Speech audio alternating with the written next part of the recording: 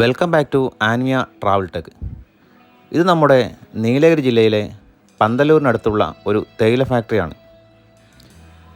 1835 ബ്രിട്ടീഷുകാരാണ് നീലഗിരി ജില്ലയിൽ ആദ്യമായിട്ട് തേയില കൃഷി ആരംഭിച്ചത്.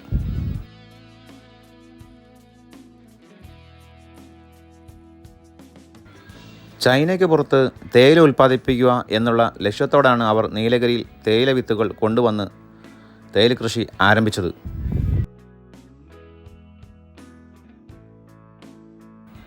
നീലഗിരിയുടെ ഭൂപ്രകൃതിയും കാലാവസ്ഥയും തേയില കൃഷിക്ക് വളരെ അനുയോജ്യമായിരുന്നു. അതിനാൽ തന്നെ ഇന്ത്യയിലെ പ്രധാന തേയില ഉൽപ്പാദന പ്രദേശങ്ങളിൽ ഒന്നായി നീലഗിരി മാറിയിരുന്നു.